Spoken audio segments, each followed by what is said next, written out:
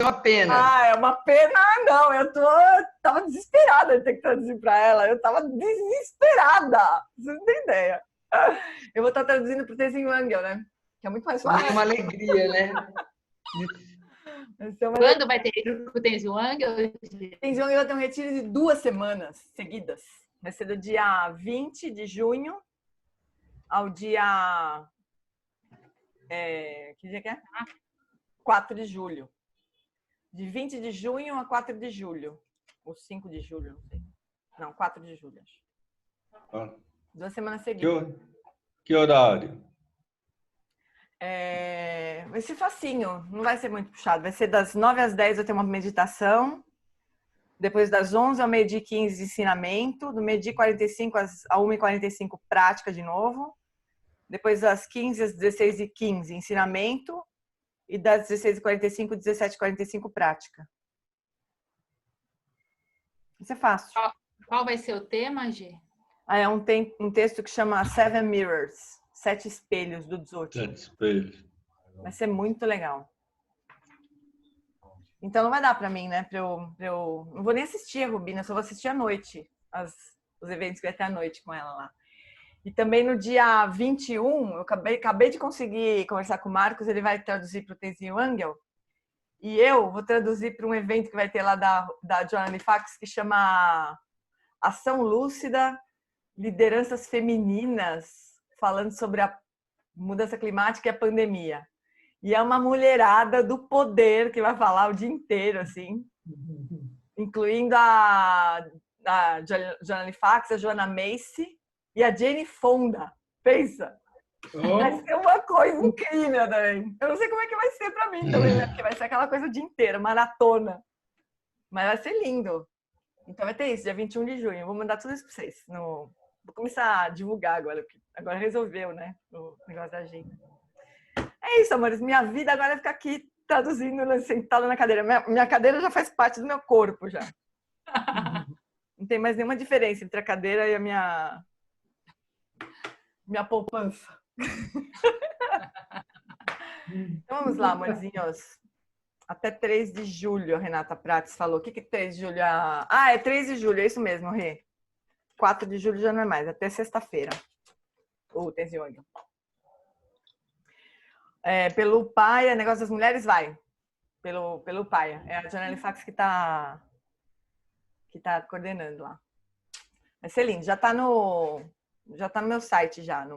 Meu site virou uma outra coisa agora, né? Eu tive que criar uma seção que chama Programas Internacionais. Só para ficar divulgando os negócios. Tá um tempo maluco mesmo, né, pessoal? Mas é isso, né? Quanto a gente conseguir fazer, vamos fazendo aí. Tá precioso pro Dharma, né? Tá demais. Não, Jane. Estamos com um problemão, né? De ficar coordenando os mestres agora. Jane, deixa de ser preguiçosa e ilumina rapidinho para a gente poder pegar carona. Eu não tô com Você tempo, tá muito viu, pessoal? devagar. Eu tô muito ocupada, não tá dando para iluminar. Tô muito ocupada. A Flori falou que tem que sair às 7. Então vamos começar, vai. Vamos parar de papo aqui, vamos começar. Eu vou... O que eu vou fazer? Eu vou compartilhar a tela pra gente fazer as preces iniciais. Tá? Tem um monte de coisa aberta aqui. Cadê, gente?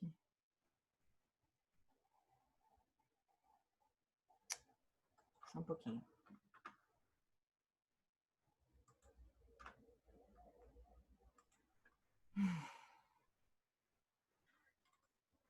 Então, abrindo as preces, vou compartilhar a tela.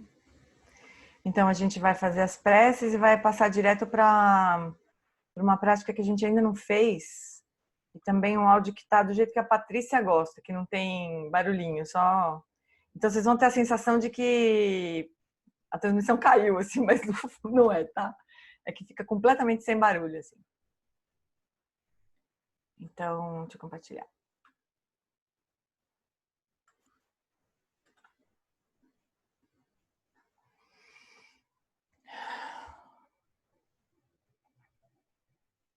A gente faz a prece de refúgio Bodhicitta e em seguida a prece das 7 linhas. E segue a prática, então. Eu vou fazer igualzinho o Lama faz, a recitação. Sangye chodan tsochi chonam la, janchu bardu dagni kyapsuchi, dake jinsogi pesonam ti, viola pentir sangye drupar show. No Buda, no Dharma e na Sangha, eu tomo refúgio até atingir a iluminação. Pelo mérito que eu criar, praticando generosidade e assim por diante, possa eu atingir o estado búdico para benefício de todos os seres.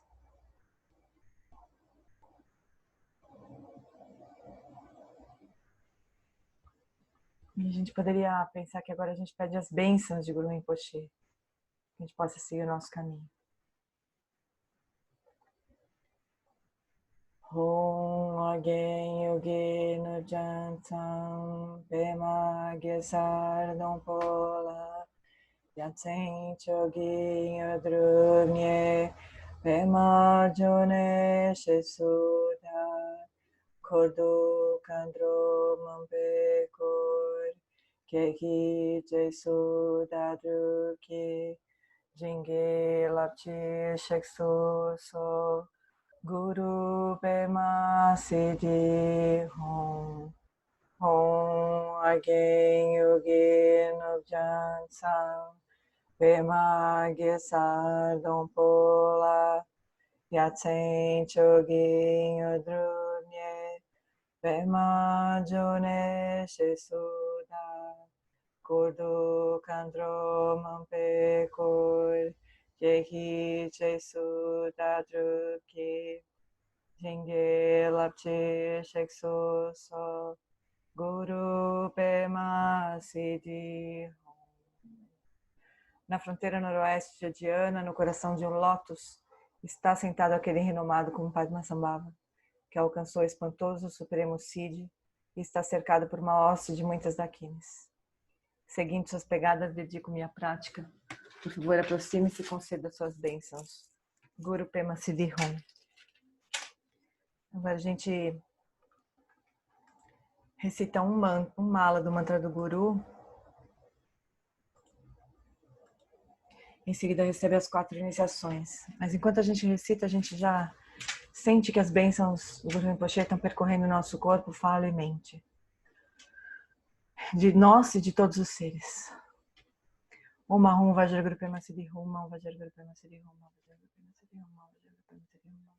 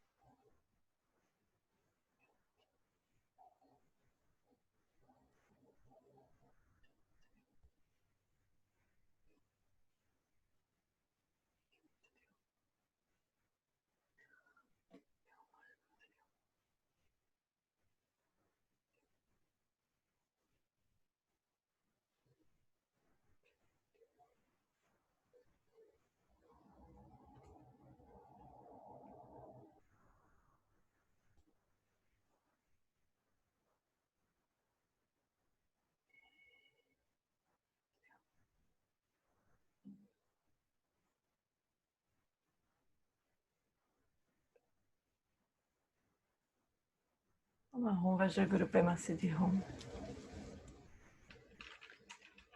Então agora, de uma sílaba A, a testa de Guru Rinpoche irradia uma luz branca que penetra pela nossa cabeça. Permeia todo o nosso ser, purificando todos os obscurecimentos de corpo. plantando a semente para liberação no Nirmanakaya.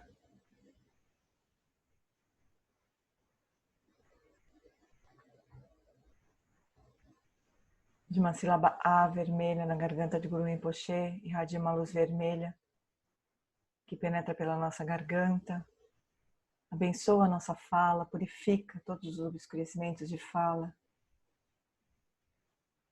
e planta a semente para a liberação no Sambhogakaya.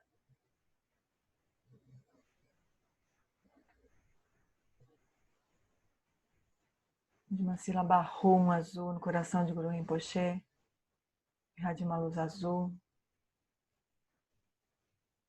que penetra pelo nosso coração, que permeia todo o nosso ser,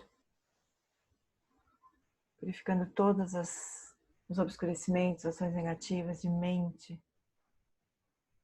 plantando a semente para a realização do Dharmakaya.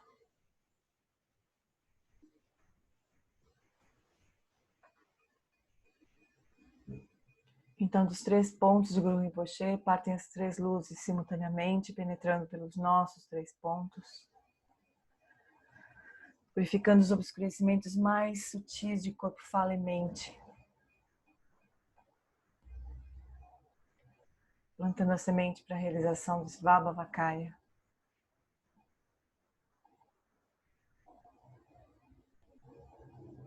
Guru Rinpoche passa então para o topo da nossa cabeça, olhando na mesma direção que nós, diminuindo em tamanho e se dissolvendo em luz, penetra pelo topo da nossa cabeça, pelo nosso canal central, até o nosso coração. E nós nos tornamos indivisíveis em corpo, fala e mente de Guru Rinpoche.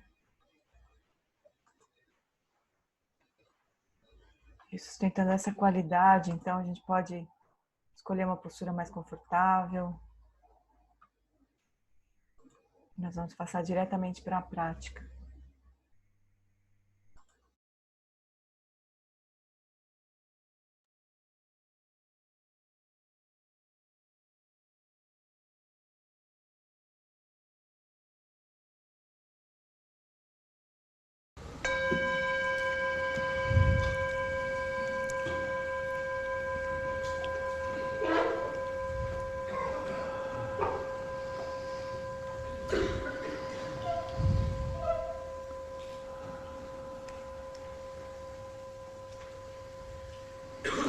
We begin as always by settling body, speech and mind in the natural state. Nós começamos como sempre estabelecendo o corpo, a fala e a mente em seus estados naturais.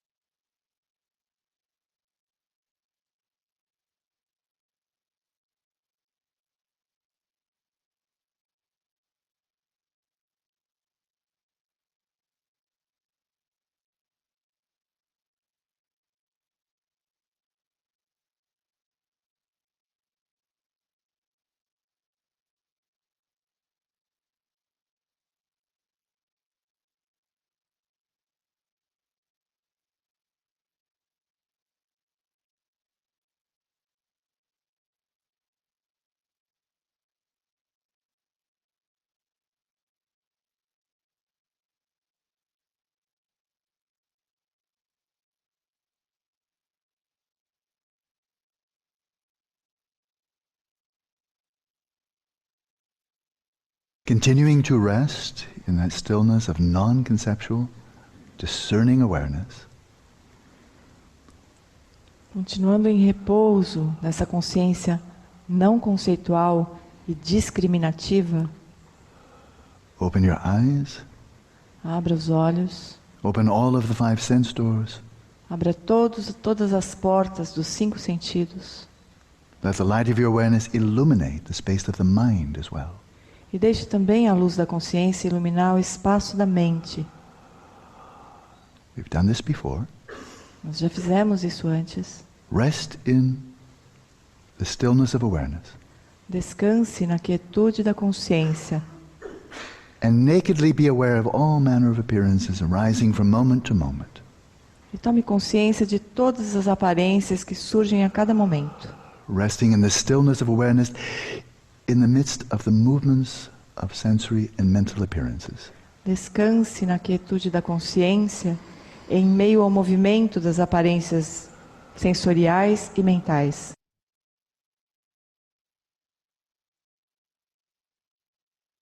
These appearances have no labels built in. Essas aparências, elas não têm rótulos dentro delas. They do not by their own nature refer to anything else. Elas por si sós não se referem a nenhuma outra coisa. The colors are just colors. As cores são apenas cores. The thoughts are just thoughts. Os pensamentos são apenas pensamentos. By their own nature, they don't belong to anything. Pela própria natureza, eles não pertencem a ninguém. They don't refer to anything. Eles não se referem a coisa alguma. They're simply appearances arising and passing from moment to moment. São apenas aparências, surgindo e desaparecendo a cada momento.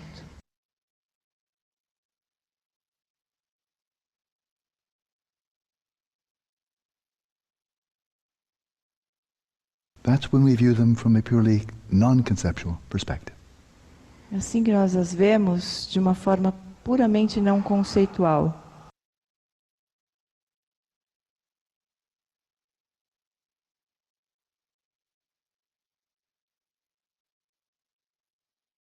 The mind is not just non-conceptual.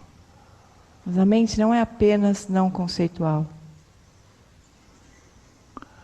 From this non-conceptual perspective of awareness, observe the conceptual activities of the mind. Dessa percepção da consciência não conceitual, observe as atividades conceituais da mente. And observe how the mind, the conceptual mind, conceptually designates objects E observe como a mente conceitual designa conceitualmente os objetos. and thereby brings them into existence relative to that conceptual mind. E dessa maneira, a mente conceitual traz os objetos à existência. The mind literally conceives of objects A mente literalmente concebe os objetos and brings them into existence by the power of conceptual designation. e os trazem à existência pelo poder da designação conceitual. At which point these conceptually designated objects do have causal efficacy. Até que ponto esses objetos designados conceitualmente passam a ter eficácia causal? Observe how this occurs. Observe como isso acontece.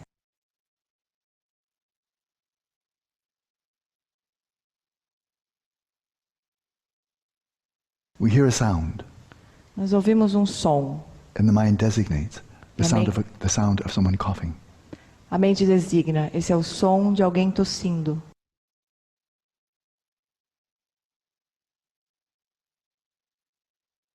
We see a color. Nós vemos uma cor. The conceptual mind apprehends it as the color of a sweater. E a mente conceitual apreende como a cor de um casaco.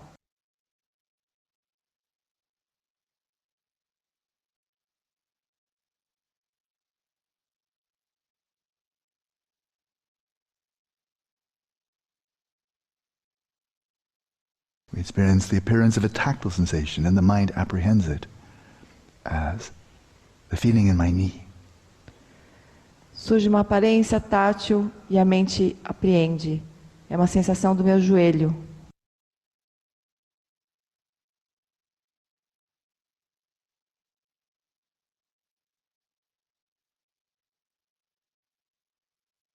On the basis of appearances, the conceptual mind designates objects. Com base nas aparências, a mente conceitual designa objetos That have those appearances as its attributes. que têm essas aparências como atributos. But those objects exist only relative to the mind that conceives them. Mas esse objeto existe exclusivamente na dependência da mente que o concebe. Those objects are not discovered. Esses objetos não foram descobertos. They are created Eles são criados by the conceptual mind. pela mente conceitual. Just as appearances Assim como as aparências are illuminated by non-conceptual awareness.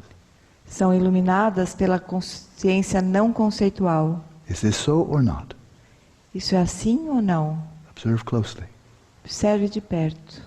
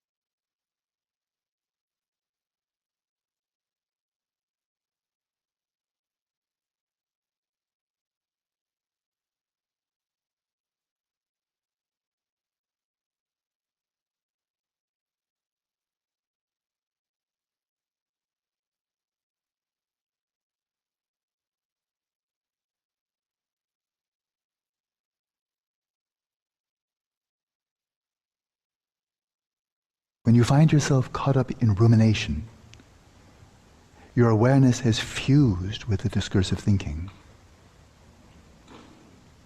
Quando você perceber que entrou em ruminação e a sua consciência se fundiu com o pensamento discursivo,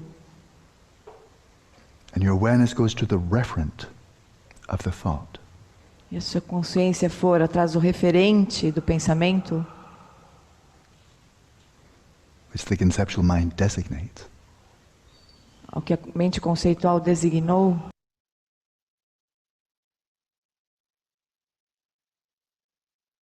When you observe that your mind has been carried away by distracting thoughts, quando você perceber que a sua mente foi arrastada pelas distrações, relax. relaxe. Release the identification with the thinking. Solte a identificação com o pensar. Return to the stillness of awareness, non-conceptual. Retorne para a quietude não conceitual da consciência. And simply observe thoughts as thoughts, E simplesmente observe pensamentos como pensamentos, without even designating them as such. sem nem mesmo designá-los como pensamentos. Simply observe the appearances which have no labels, Simplesmente observe as aparências que não têm rótulos, and yet are distinct, not blended together. mas que ainda assim são distintas, não estão misturadas.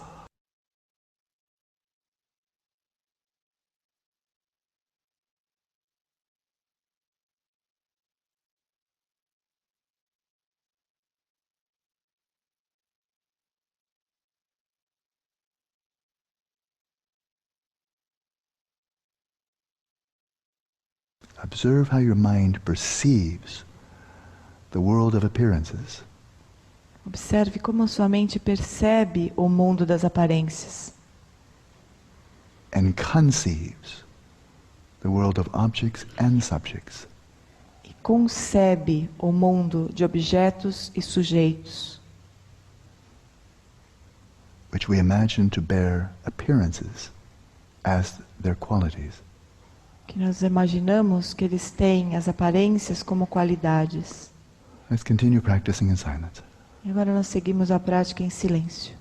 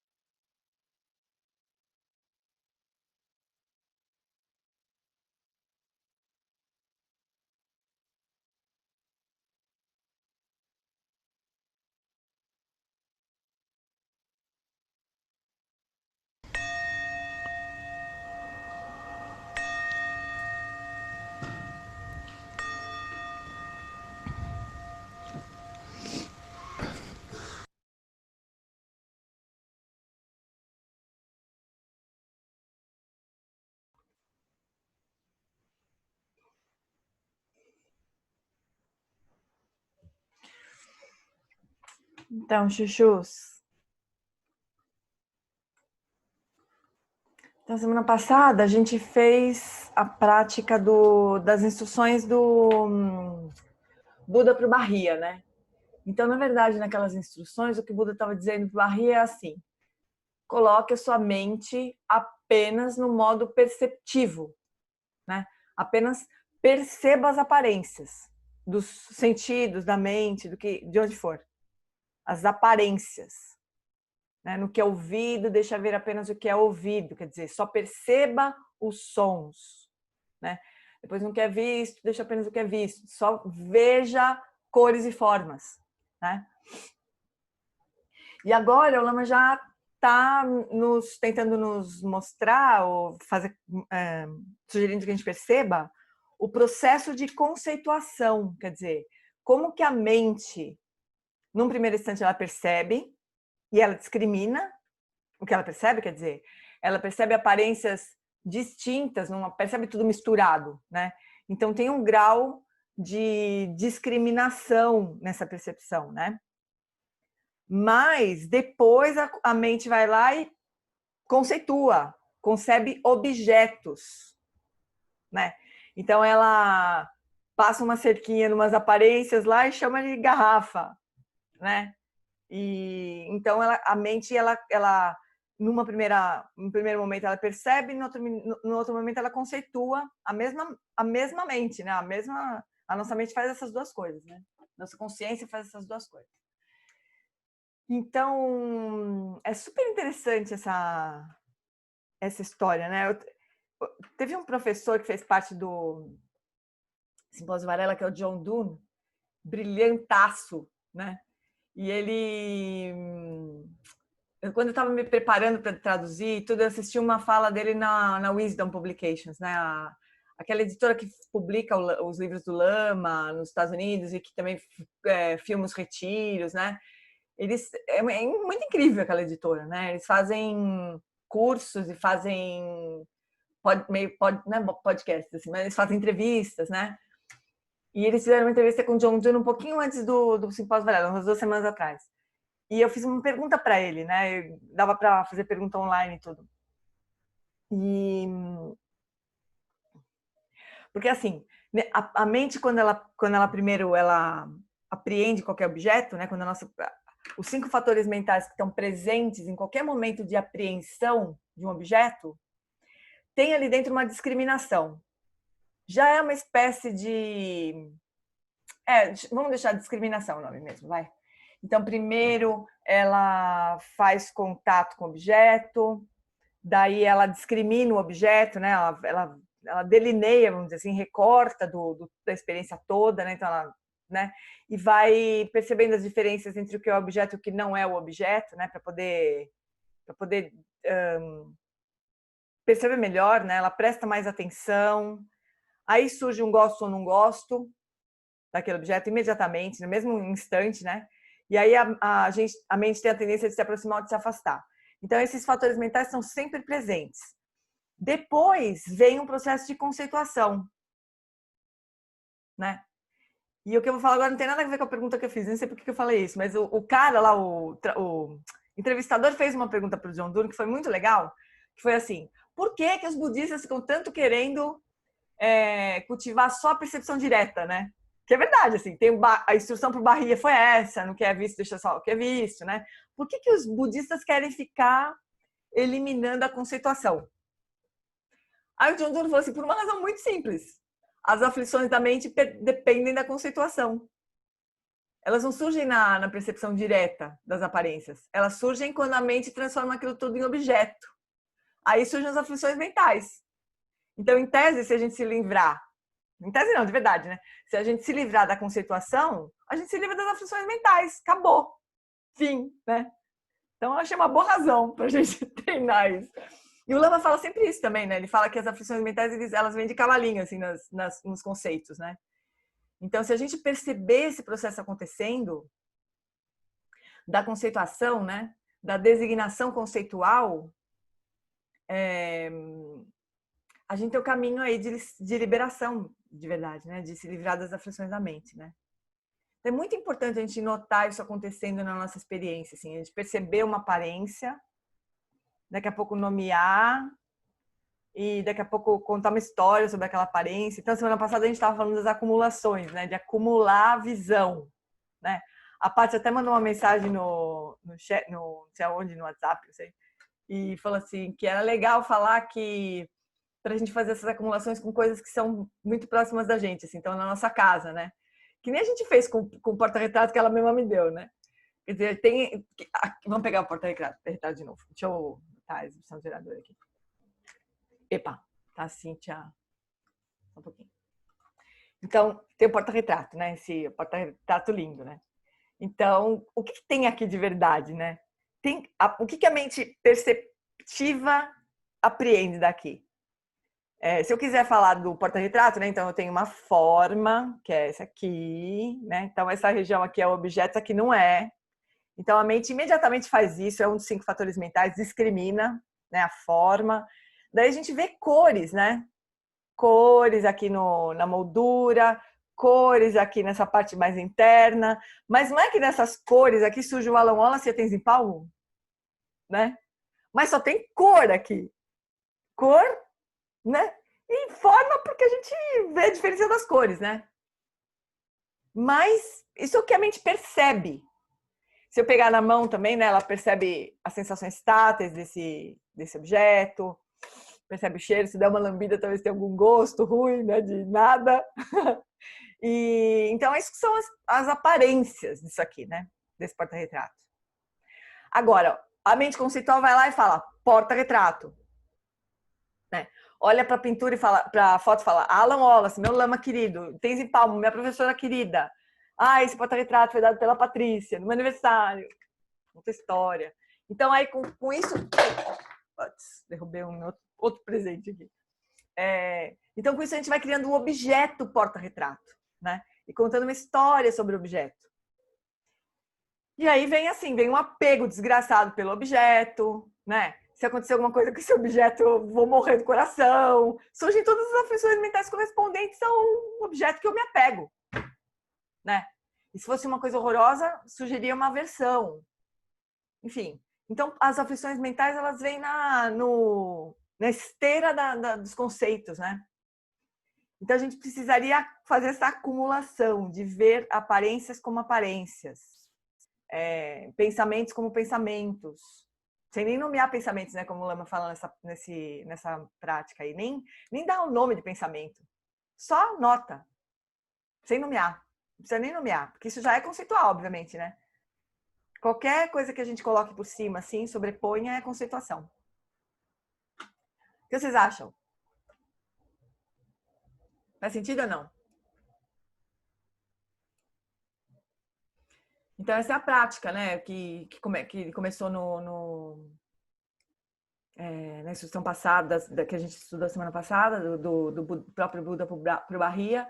E aí ele está dando uma sequência, assim. Agora, o que a gente estava falando na semana passada, né? É que isso pode se aprofundar muito, né? Essa visão, a gente treinar essa visão que enxerga aparências, né? Como aparências.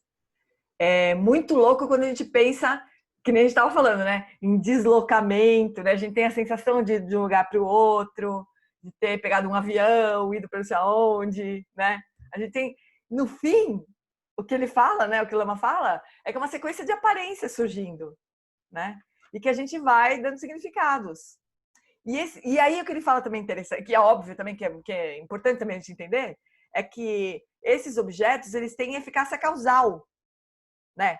Então, se eu quero pegar um avião daqui para a Itália e o avião voa cancelado, né? Por mais que seja uma sequência de aparências, eu fico super mal porque o voo foi cancelado, né? Então tem eficácia causal. Mas essa é a nossa vida, né? Aí alguém falou na semana passada, ai, que medo, que não sei o quê, que deu uma aflição de pensar assim, né? Então, por isso que a gente tá no Sansara, pessoal. Por isso que a gente continua no Sansara. Porque a gente fica aflita de não ter essa história para contar, né? De não ter essas coisas todas para contar. Então, a Jane falou, tipo, olhar e ficar indiferente ou olhar o que surge? Então, é olhar e ver as coisas pelo que elas são, né? Ainda que surja a aflição, ainda que surja o apego, olhar para as coisas como elas aparecem para a gente, né? E treinando esse olhar, sem ficar pensando muito, sem forçar muito um resultado disso, né? Então, pode ser que como resultado de a gente olhar as coisas como aparências, o nosso apego se reduza, ou as nossas aflições mentais se reduzam, né? O que não quer dizer que a gente vai se tornar indiferentes pessoas, especialmente. Lógico que não, né? Porque a gente não está só fazendo isso, né? A gente está cultivando bodhicitta, a gente está cultivando compaixão. Então, a gente nunca tem uma prática isolada, né? O fato é que quanto mais livre a nossa mente for do apego, da aversão, da ignorância, né? Mais a gente vai ser capaz de expressar o amor e a compaixão verdadeiramente, né?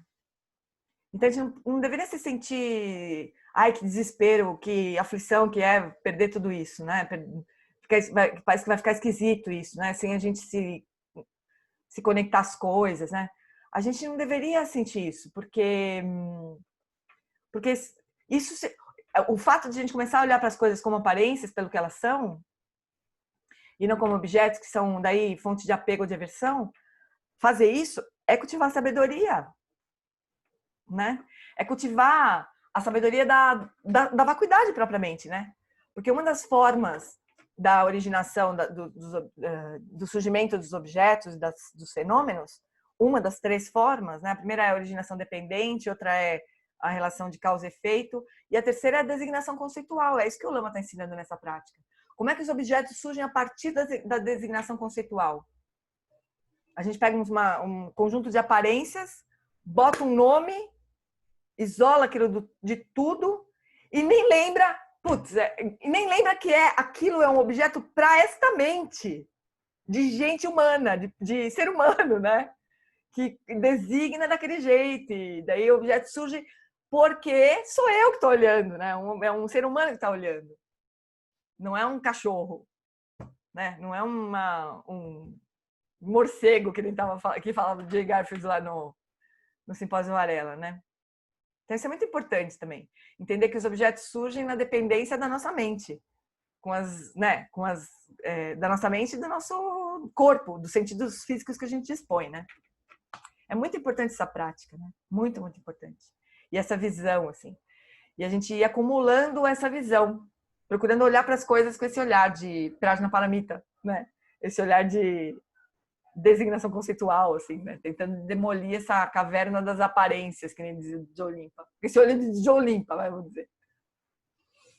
O que vocês acham? Beleza? Gi, essa é uma prática já de Vipassana, né? Uhum. É que esse processo ele acontece muito rápido, né? É muito então, rápido. é complicado, assim, a gente conseguir aprender isso. Assim. Super complicado. Acho que é treino, né? É treino e às vezes é uns choques também, né? Porque eu lembro que quando ele falou isso no retiro lá, que a gente estava na Itália, né? Ele falou assim, para você que pensa que você veio do Brasil para a Itália, foi uma sequência de aparências. Agora, enquanto você caminha daqui até o refeitório, você observa essas mesmas aparências surgindo. Você não está caminhando, você não está se deslocando. É uma sequência de aparências surgindo, do seu pé no chão, do seu pé fora do chão, da paisagem de um jeito, da paisagem de outro jeito. Isso é muito louco, né? Chega a dar uma vertigem mesmo. Não é um negócio muito fácil, realmente, né? Chega que dá um negócio mesmo. Pois é, e aí todo mundo vê a mesma coisa do mesmo jeito. Então, nós seres humanos, né? Porque a gente tem os mesmos órgãos e sentidos. A gente tem um karma parecido que nos levou a ter, todos nós, o mesmo tipo de sentido físico, né? Então, algumas coisas a gente vê do mesmo jeito, né? Então, a gente vê os objetos, né? Mas a subjetividade, assim, o que aquilo representa para cada um muda, né? Você pode achar esse porta-retrato lindo, mas ele é uma coisa muito diferente para mim, né? Porque ele tem uma história para mim, quer dizer, isso também não está no objeto. Tá na minha mente, né? Que é diferente do que está na sua. Então, tem um grau de subjetividade que é aí completamente diferente de um para o outro. Mas tem um grau de objetividade que, sim, é muito, muito compartilhado. Mas simplesmente porque nós temos o mesmo karma de ter esse corpo parecido, com os mesmos órgãos e sentidos físicos, né? E mente. Mas os bichos vêm de outro jeito. E sei lá, os bichos que a gente são os seres que a gente vê, né? Fora os, sei lá, milhares de tipos de seres que a gente não vê e que tem um outro tipo de forma de apreensão. O Jay Garfield está falando que o que a gente vê, né, para nós a visão é um sentido muito dominante, né? Mas para o cachorro é o olfato. Então a gente é muito dirigido aos objetos visuais, né? Os cachorros eles não veem, ele fala assim, a gente vê volumes de aparências visuais, os cachorros veem volumes de cheiros. A gente nem sabe o que é isso, como é que é ser assim, né? A gente não tem ideia. É muito interessante isso, né? Mas a gente precisaria treinar, enxergar as coisas desse jeito e ver que efeito que isso tem, né, na gente. Eu fico às vezes achando que quando a gente chegou no fim do estudo do Dharma Tolo, lá fazer colapsar a caverna das aparências, aquilo foi muito, para mim foi muito impactante aquilo lá, né? Você imaginar que a gente está nesse mundo, nadando nesse mundo de aparência, achando que tudo é de verdade e arrumando uma confusão atrás da outra, né, com as pessoas todas fazendo a mesma coisa, né? É uma tragédia isso. Os Budas devem chorar mesmo, que nem diz Lama Santa, né? Assim, ele fala assim, tipo assim, olhar de forma que cada coisa exista ou não exista. Não é isso, a gente não precisa conceituar, é fazer exatamente a prática que a gente fez agora, né? Olhar primeiramente percebendo as aparências, cores, formas, né? E daqui a pouco ver que a gente está nomeando, que a mente está... Observar a mente fazendo isso. Nomeando, contando história, e daí pode ser que surja uma emoção correspondente. A gente precisa treinar a visão, não importa muito intelectualmente o que isso significa, né? Mas de uma certa forma olhar que a coisa existe e não existe ao mesmo tempo, né? O objeto ele é criado pela nossa mente, o objeto, a partir de aparências, né? Então é muito útil a gente entender essa diferença entre aparências e objetos, né? Nesse contexto aqui. Então, aparências seriam o que a nossa consciência percebe. Então, cor, forma, cheiro, sabor, dureza, né? O que a gente percebe do ponto de vista tátil, por meio do sentido tátil. Tudo isso é aparência. Aí, a partir desse conjunto de aparências, né? A nossa mente cria um objeto e dá um nome, blá, blá, blá, conta uma história, se apega, não sei o que, não sei o que. Então, é útil a gente notar essa diferença entre aparência e objeto. Aí, intermediariamente, entre aparência e objeto, teria o que o Lama explicou no Dharma Tolo, de base de designação, né? Então, a gente pega essa garrafa famosíssima, que vai nos levar à iluminação, né? E para chamar de garrafa, né? A gente usa a forma e a cor dela, né? A gente pega algumas características dela e usa essas características como base de designação para chamar de garrafa. E aí surge o objeto completo, né? Então a gente precisa treinar a enxergar esse processo que a nossa mente, pelo qual a nossa mente constrói todo mundo, todo o mundo. Certo, amores? Florinda, são 7 horas. Não quero te mandar embora, amiga, mas... Então tá bom, vou lá, porque a outra reunião vai começar agora. Fiquem bem aí. Beijo, obrigada, Gi. Beijo. Bom... Gi, fui eu que te mandei aquele e-mail perguntando, eu não queria atrapalhar, eu acho que talvez atrapalhe o grupo, tocando no assunto lá da diferença entre Awareness of Awareness e a Shamatha pura. Pura, isso. Obrigada. Eu sei. É que são... Awareness of Awareness, né, a prática de consciência da consciência, ela é uma prática de shamatha também, né? Então, é uma prática de shamatha com foco na própria consciência. Então, é como se a gente identificasse na nossa experiência, né, o que é estar consciente e sustentasse o foco na experiência de estar consciente, só. Isso, né? Então, o Lama fala assim, a instrução é, sustente um fluxo contínuo de consciência de estar consciente, né? Então, é um tipo de prática que é muito importante também, Fá, porque a gente um pouco que se descola dos objetos, né? De direcionar a consciência para objetos externos, assim, e cultiva uma presença mesmo, né? Mais conectada à experiência subjetiva mesmo de estar consciente. Então, essa é uma prática de shamatha, que o Lama Wallace ensina. A prática de shamatha pura que o Lama Santen ensina, ela não é muito diferente, mas ela tem uma grande diferença, que é a seguinte. Na prática de shamatha pura, o Lama Santen fala, abra... Ele nem fala muito, porque ele não conduz muito prática, né? Mas a instrução da prática de shamatha pura seria abrir a consciência para todos os sentidos físicos e para a mente. Ficar completamente aberto. Que foi o início dessa prática que a gente fez hoje, né? Mas a prática que a gente fez hoje, como você mesmo falou é uma prática de Vipassana. Então, essa instrução inicial dessa prática do Lama Wallace é exatamente a instrução de shamatha pura, só que aqui é só uma preparação para a prática de Vipassana, né? Mas a instrução é essa, abrir a consciência para todos os sentidos e não se perturbar, não seguir nada. Essa é a prática de shamatha pura, né? Mas na visão do Lama Wallace, isso não é uma prática de shamatha. Então, no começo, quando o Lama Wallace começou a vir dar retiro no Brasil, teve altas discussões, assim. Era um pau atrás do outro. Assim. O Lama Wallace saía, todo mundo voava em cima do Lama Santen e ficava uma discussão infernal. Foi, assim, era... Até que teve um ponto que o povo desistiu de perguntar, muitas pessoas entenderam e acabou. Mas ainda assim, de vez em quando, surge essa pergunta como você mesmo fez, né? Então, de vez em quando, no retiro, ainda surge essa pergunta. E o Lama Wallace não acha que é uma prática de shamatha. Ele discorda, não acha que shamatha pura seria... A instrução que o Lama Santen dá de shamatha pura seria uma instrução de prática de shamatha. Mas, tudo bem, né? Não tem problema, porque são práticas diferentes, a gente pode seguir instruções diferentes, não precisa misturar, não precisa, né, ficar tentando... Eu fiz muito isso, Fábio. Para mim foi muito desgastante, assim, tentar ficar juntando as coisas, sabe? Até um ponto que eu desistia, falando, isso não. E agora eu faço qualquer prática. Se qualquer mestre já sugerir uma prática, eu faço e acabou. E não fico tentando falar, isso aqui parece com não sei o quê, ou parece com não sei o que lá. Eu faço e acabou, né? Não fico tentando conciliar as coisas, sabe? Mas é legal porque a gente pode notar um pouco mais as diferenças entre práticas que são muito parecidas, né?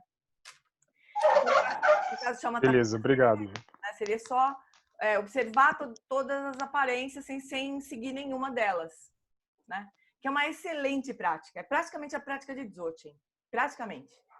Do não meditar, né? Só que o difícil é que não dá para chamar a prática de Dzogchen de shamatha, né? Não dá também. Então, é complicado essa nomenclatura aí, do shamatha pura. A Dani fala assim, shamatha pura não seria shamatha na opinião do Lama Wallace? Seria o quê, então? Tem ideia, Gê? Então, na visão do Lama Wallace... Porque como é que é essa história? Deixa eu ver se eu consigo me lembrar dessa discussão. Mas bom, por que não é shamatha para o Lama Wallace? Porque shamatha para o Lama Wallace é uma prática que tem um foco. Um foco. Se não tem um foco, não é shamatha. É isso, essencialmente, né? Ainda, por exemplo, a prática de consciência da consciência, né? A consciência, ela não é apertada, assim. A gente não deveria cultivar uma percepção da consciência como sendo alguma coisa que está aqui dentro, assim, né? É o próprio espaço, a consciência, né? Então, o que a gente estava falando semana passada, o fato de ter um foco não quer dizer que ele seja estreito, mas tem um foco, né? Então, a gente tem foco na consciência. Então, é uma prática de shamatha. Shamatha sem sinal externo, né? Porque o sinal é a própria consciência. Agora, a prática de shamatha pura, do jeito que o Lama Santen... Da onde que o Lama Santen tirou esse nome, shamatha pura? Ele tirou esse nome daquele texto A Iluminação da Sabedoria Primordial, né?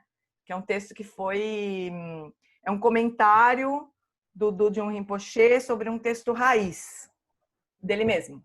Chama Iluminação da Sabedoria Primordial, mas tem um texto que é mais extenso, que é o comentário que foi de onde o Lama Santen tirou esse nome, shamatha pura, né? Então, a primeira confusão que saiu no retiro, quando a gente tentava perguntar para o Lama Wallace, é que as pessoas achavam que ele tinha traduzido esse texto. E ele não traduziu, então ele nem sabia que palavra era essa, shamatha pura, que termo que era esse. Ele traduziu o texto raiz. E a Sangue Kadro, que é uma outra tradutora, traduziu o comentário. Então o Lama Wallace nem sabia do que se tratava shamatha pura. Aí um dia eu mandei um e-mail para ele, bem explicadinho, de onde que tinha surgido a dúvida, de onde tinha surgido o termo, e ele, na visão dele, Shamatha pura, na explicação da iluminação da sabedoria primordial, seria o estágio depois do atingimento de Shamatha. Então não seria uma prática, seria um estágio de desenvolvimento de Shamatha, na visão do Alan Wallace, né? Mas eu que não vou fazer os dois lamas se entenderem, né? Não tá no meu... Não precisamos também disso, né? Mas a prática, as duas práticas têm seus, obviamente, seus benefícios, né? O benefício da prática de Shamatha pura, que eu entendo, do Lama Santen, é nos ajudar a sustentar a quietude em meio ao movimento mesmo, né? Então a gente pode sair, se a gente tem um treinamento de Shamatha pura, do jeito que o Lama Santen ensina, a gente tem menos sensibilidade, assim. Não se perturba tão facilmente quando sai da prática da almofada, né? Mas não é uma prática de Shamatha. Para o Alan Wallace, né? Então é isso. É bem legal essas discussões, embora a gente não precise, né? Não precise harmonizar, vamos dizer assim, né? Ou buscar uma coerência assim, entre as práticas. A discussão é sempre legal porque a gente acaba compreendendo um pouco melhor as próprias instruções, né? Mais clareza, né? Mas a gente não precisa escolher, pessoal. Esse que é o bom. A gente não precisa escolher. A gente pode fazer as práticas do Lama Santen, se quiser. Pode fazer as práticas do Alan Wallace. Pode fazer as práticas do Tenzin Wangyal. Pode fazer todas. E o bom é não misturar as coisas. Só isso, né? Deixar as práticas e os ensinamentos na integridade deles mesmos, assim, né? Isso é super importante. Beleza? Pelo menos foi assim que eu me virei para seguir tanto professor, né? Que eu sou tão facinha. Outro dia eu falei pro Gustavo, eu sou muito facinha, eu me encantando com os professores e vou, né? Mas foi desse jeito que eu me resolvi para mim. Assim. Mas eu acho que faz sentido. Então, amores, vamos... A gente tem essa coisa essa proposta de seguir um pouco estudando as preliminares, um pouco estudando o retiro, né? Então, semana passada eu tinha dado de lição de casa aquele vídeo do Tulku Thondup, né? Sobre devoção e tal. E daí a Rô não só assistiu, como transcreveu a prática, né? Então, eu mandei para vocês no grupo. Então, era a lição de casa da semana passada sobre o refúgio, né? Sobre as preliminares. Agora, eu acho que hoje a gente poderia estudar um pouquinho do livro do Shagdu Rinpoche, a parte de Bodhicitta. Hã? Alguém quer falar alguma coisa? Vou fechar o teu microfone, tá, Cê? Depois, se você quiser, se ativa. A gente podia estudar um pouquinho só a parte de Bodhicitta do livro do Shagdu, e daí a gente passa para o estudo do texto, que não tem muito comentário do Lama sobre esse último trecho do texto, né? Então, se eu conseguir achar aqui... Raiz, tem 400 coisas abertas aqui. Aqui, achei. Então, ele fala um negócio super bonito aqui nesse trecho do livro, que é super interessante, super útil para a gente se localizar. Pode ser assim, amores? A gente segue um pouquinho estudando as preliminares, daí a gente passa para o texto do retiro, né? Então, olha só. Então, Bodhicitta, né? Tá? Então, é a primeira preliminar em comum, extraordinária, é refúgio, segunda é Bodhicitta, né? E olha só que bonito entender isso aqui. Então, o Shagdu vai explicar que existem, primeiro antes do Shagdu, existem duas Bodhicittas, vamos dizer assim, né? A Bodhicitta de aspiração e a Bodhicitta de engajamento ou de ação, né? Então, a Bodhicitta de aspiração é como se fosse o que o nome diz, né? A gente aspirar a atingir a iluminação para o benefício dos seres. E a de engajamento seria a gente fazer as práticas, né? Agir assim, para benefício dos seres, né? E para atingir a iluminação e benefício dos seres. Então, uma seria assim, como acho que a Robina falou, uma seria assim, desejar ir para o Brasil. Acho que ela falou isso. Alguém falou isso. Não, foi a Joanne Fax. Ela falou que a bodhicitta de aspiração seria assim, eu queria tanto ir para o Brasil, é tão bonito lá, eu gosto tanto dos brasileiros, eu gostaria muito de ir. E a bodhicitta de engajamento seria comprar passagem, pegar um avião e vir para o Brasil, né? Então, mais ou menos isso, né? Então, existem esses dois tipos de bodhicitta. Aí, em muitos textos clássicos, aqui o Shagdu falou aqui, o Gyatso Rinpoche, num outro texto também que a gente está acabando de traduzir, acho que não sei quando que vai para a gráfica, mas super lindo, que chama Meditação, Ação, Yoga de Meditação, Transformação e Yoga de Sonhos, uma coisa assim. O Gyatso Rinpoche também fala isso, que a bodhicitta de aspiração corresponde às 4 incomensuráveis. E a bodhicitta de engajamento, de ação, corresponde às 6 perfeições. Então é super bonito para a gente localizar os ensinamentos, né, dentro das coisas aqui. Então vamos ler um pouquinho aqui a bodhicitta da aspiração. Então, compaixão, equanimidade, amor e regozijo, seria engraçado, né? Que seria alegria empática, né? A gente chama de alegria empática. Cada tradutor inventa uma coisa de um jeito, mas regozijo seria alegria empática, né? Se alegrar com a alegria dos outros. Essas são as 4 qualidades da bodhicitta da aspiração, que é a aspiração de beneficiar todos os seres através da própria iluminação. Essas qualidades agem como catalisadoras do desenvolvimento espiritual, dissolvendo o egocentrismo e criando um sentimento de conexão com todos os seres sencientes. Através da meditação, poderemos experimentá-las de uma forma não dualista como qualidades da bodhicitta absoluta, surgindo desimpedidas com a realização da vacuidade, incomensuráveis. Então, as qualidades a gente começa a cultivar de uma forma dual, obviamente, que é onde nós estamos, né? Então, tem eu e tem a outra pessoa que vai ser o alvo da minha compaixão. Mas na bodhicitta absoluta, quer dizer, quando a gente atingir a realização da vacuidade, essas qualidades vão fluir espontaneamente, de uma forma incomensurável, né? Então, para cultivarmos essas 4 qualidades, nos movemos por etapas de reflexão, de oração e de compromisso, permitindo à mente que repouse em meditação não conceitual após cada estágio. Então, tem uma meditação sugerida pelo Shagdu aqui também, né, pelas 4. E o Alan Wallace também tem inúmeras práticas de 4 incomensuráveis, né? Inclusive um livro sobre isso. Começamos com a compaixão, o desejo que os outros não sofram. Pensamos primeiro nos nossos próprios pais e no sofrimento que o ciclo da existência inevitavelmente trará para eles. Percebemos o tormento de sua dor e infelicidade, como se estivéssemos nas margens de um oceano turbulento, observando-os ir à deriva e lutar desafortunadamente até se afogarem. Puta, light, né? Uma prática light. Te imagina nossa mãe e nosso pai se afogando e nós ali na beira do oceano, assim.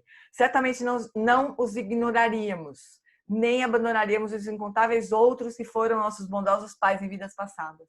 Do fundo do coração, almejamos sua libertação. À medida que o sofrimento dos outros for se tornando insuportável para nós, estendemos a nossa compaixão de um ser para outro até que todos estejam completamente permeados por ela. Assim, a compaixão se torna não referencial, o reflexo espontâneo do nosso ser. Somos continuamente motivados pelo desejo de aliviar a dor dos seres sencientes no momento presente e de definitivamente guiá-los a um estado além do sofrimento. Esse termo compaixão não referencial, ele é muito interessante, né? Porque é uma compaixão, seria um estado como que de disposição constante de aliviar o sofrimento, de fazer o que estiver na nossa frente, né? O Lama sempre fala assim que a compaixão não referencial seria você estar andando num caminho assim, tem um caco de vidro ali. Você tira o caco de vidro. Não tem ninguém ali que pisou no caco de vidro ainda, você não está, né, tendo que ainda livrar o pé de ninguém do caco de vidro, mas alguém vai pisar, né? Então você faz o que está na sua frente ali para evitar o sofrimento. De qualquer um que estiver lá, né? Não importa quem. Então, deixa eu ver aqui. O Cosmos também saiu. Tá bom, amorzinho. Já saiu. Então, isso seria compaixão não referencial, né? Refletimos dessa maneira, então libertamos todos os pensamentos, descansamos a mente em meditação não conceitual. Quando os pensamentos se agitarem, aí rezamos aos iluminados para que nos direcionem seu poder e sabedoria a fim de que nós também possamos atingir a capacidade iluminada de aliviar o sofrimento de todos os seres e liberá-los do poço do Sansara. Então descansamos. Finalmente nos comprometemos a viver de acordo com a mais compassiva expressão da nossa natureza búdica e novamente descansamos. Então ele é uma estratégia, né, de prática um pouco parecida com a dos 4 pensamentos transforma a mente, né, que ele sugere lá. Então, deixa eu ver. Primeiro a gente reflete sobre a dor, sobre o sofrimento de todos os seres, que foram nossas mães e tudo mais. Depois a gente, quando surgir esse desejo de libertar esses seres que são nossas mães, a gente expande para todos os outros seres até que a compaixão se torne não referencial, assim, né? Até que surja esse desejo dirigido a qualquer ser, né? Então a gente reflete assim e daí solta todos os pensamentos e descansa. Quando os pensamentos surgirem de novo, aí a gente reza para os Budas nos ajudarem a cultivar essas qualidades, a aprofundar nossa compaixão, né? Até que a gente atinja a iluminação, para que isso se resolva de uma vez, né? A gente liberte todo mundo do Sansara. Daí a gente descansa de novo. E daí, de novo, quando começa a surgir os pensamentos outra vez, a gente fala, não, agora, nessa vida vai, né? Eu vou manifestar essa qualidade até o fim. Dessa vez, essa chance eu não vou perder. Então, é uma estratégia, né, de meditação de compaixão. Aí, então, a seguir, cultivamos a equanimidade. Então, essa é uma ordem diferente da ordem que o Lama Wallace ensina, né? Ele ensina primeiro bondade amorosa e compaixão, primeiro bondade amorosa, depois compaixão, depois alegria empática e, por fim, equanimidade. Então, aqui o Shagdu está ensinando, está ensinando uma ordem diferente, né? A seguir, cultivamos a equanimidade, pensando primeiramente em nossos incontáveis renascimentos e nossa conexão com cada ser. Houve um tempo em que cada um deles, inclusive os que hoje nos são estranhos, conhecidos desagradáveis ou inimigos declarados, foi nosso pai ou nossa mãe e demonstrou grande bondade para conosco. Isso é uma dureza, né? Pensar isso, né? Todos os seres que a gente odeia hoje, assim, foram nossos pais, nossas mães, pessoas com quem a gente tem mais baita dificuldade. Ou pessoas que a gente nem conhece, né? A gente já teve tempo suficiente para ser de tudo com esses seres, né? Então, a roda do Sansara gira infindavelmente. Inimigos se tornam aliados e aliados se tornam adversários. Parentes próximos renascem em distantes reinos e de distantes reinos vêm nossos filhos. A natureza do nosso relacionamento com qualquer indivíduo muda constantemente. Nada se mantém fixo nem garantido. E por causa disso, o fato de mantermos alguns próximos e outros à distância é perturbador, estreito, distorcido e desequilibrado. Então pensamos na igualdade fundamental dos seres sencientes no nível mais básico, sua natureza búdica. E além dele, o seu desejo universal de ser feliz. Nesses aspectos, todos são iguais, a todos e a nós. Saber disso faz com que falsas distinções se dissolvam e uma profunda paz e imparcialidade surjam. Nossa compreensão de que todos nos dedicaram à mesma bondade de nossas mães nos faz exaltá-los com igualdade. Aqui acho que o segredo para a gente cultivar essa visão é a gente tentar realmente expandir a nossa visão para além desta vida, né? Isso não faz o menor sentido se a gente for pensar nesse sentido limitado do dia que a gente nasceu, para mim, dia 8 de novembro de 65, até hoje, o dia que eu vou morrer. Não faz nenhum sentido, né? Tem pessoas que não são nossas mães hoje, só tem uma mãe, inclusive, né? A gente só tem uma mãe cada um aqui. Então não faz o menor sentido. Então o único jeito de fazer sentido e produzir efeito é a gente expandir a nossa noção de tempo, né? De vidas. Aí isso faz sentido. E é muito louco a gente olhar para todas as pessoas falando, pá, essa pessoa foi minha mãe. Essa pessoa já foi muito bondosa comigo, né? Ela só tá com essa cara meio diferente, assim, mas já foi minha mãe, né? Ela tá fazendo um monte de besteira, mas foi minha mãe, eu não quero que ela se perca para sempre no Sansara, né? Então a gente vai tentando cultivar essa visão desse jeito. Quando chegarmos a esse ponto no cultivo da equanimidade, relaxamos em meditação não fabricada. Quando os pensamentos invadirem nesse momento, rezamos para sobrepujar o arraigado hábito de julgar, de colocar uns abaixo, outros acima, de ajudar uns e prejudicar outros. Rezamos para desenvolver a calma receptividade e imparcialidade da equanimidade. Então descansamos. Finalmente, afirmamos mentalmente nosso compromisso de vencer o julgamento habitual, o apego habitual a uns e a indiferença a outros, e de agir com igual consideração, amor e compaixão por todos os seres. E de novo descansamos. Então, são 4 meditações que o Rinpoche está ensinando aqui, né?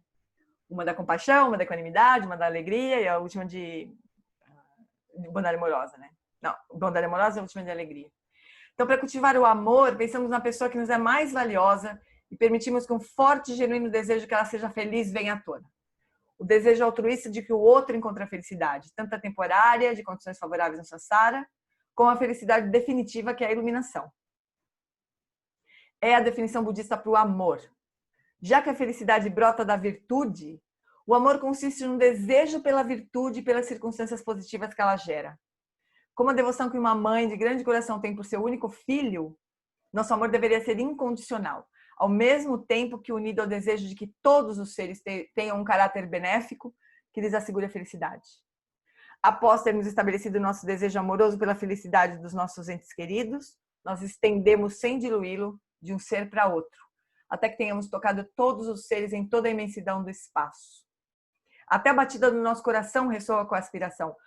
Possamos todos encontrar a felicidade. Possa você, todos. Após expandirmos o nosso amor mentalmente, relaxamos a mente, descansando até que os pensamentos se agitem outra vez. Então, rezamos aos vitoriosos para que ganhemos a capacidade de aumentar a felicidade de todos os seres, de fazer surgir neles a imutável felicidade da realização. Novamente a mente relaxa e finalmente nos compromissamos com um caminho de bondade amorosa que não exclua ninguém, que não tenha limitações, e concluímos com relaxamento na meditação além dos conceitos. Essa é a terceira meditação. Realizamos então a 4ª qualidade incomensurável, o regozijo, ou alegria empática. Primeiro que eu nem consigo falar essa palavra direito, eu sempre me atrapalho para falar regozijo. Eu sempre falo regozijo, sei lá, se é alguma coisa estranha. Mas é o que a gente chama de alegria empática. Todo mundo chama de alegria empática, mas aqui, regozijo. Ao nos alegrarmos com a felicidade dos outros, ao procurarmos por fagulhas de felicidade e acendê-las com as nossas orações e boa intenção. Se virmos alguém usufruindo de um momento de afeição, do calor de um dia de sol, de alguma comida deliciosa, de qualquer acontecimento feliz, por menor que seja, desejamos que essa medida de alegria nunca seja perdida e que por sua virtude ela seja aumentada. Regozijamo-nos por aqueles cujas vidas estão repletas de prazeres, sem inveja ou reservas, reconhecendo que isso representa o fruto da sua virtude passada. Isso é muito importante, porque a gente vai começando a virar budista e a gente vai achando assim, ai, que besteira ficar feliz porque comprou um carro novo. Ai, que besteira ficar feliz porque foi pra Disney. Né? A gente fica pensando nessas coisas. E não é! A gente tem que lembrar que as pessoas que estão desfrutando de uma boa vida hoje, elas fizeram por merecer, né? A lei da causa e efeito proporcionou isso para elas nesse momento. A gente se alegra com isso, né? Mas só que a gente também reza para que aquilo se expanda, né? Uma perspectiva de regozijo traz uma total ausência de inveja e uma calma natural. Inveja, para mim, às vezes, eu não tenho inveja propriamente, mas eu tenho isso, sim, às vezes. Eu me pego falando assim, ai, que besteira. Ficar feliz com isso, que tonteira, isso aí é coisa do samsara, né? Eu tenho que praticar mais isso aqui. Então, cultivamos o regozijo dessa maneira. Então, relaxamos a mente em meditação não conceitual até que os pensamentos nos incitem à oração, que a virtude e a felicidade de cada ser possam aumentar continuamente até que, por fim, todos encontrem a imutável felicidade da iluminação.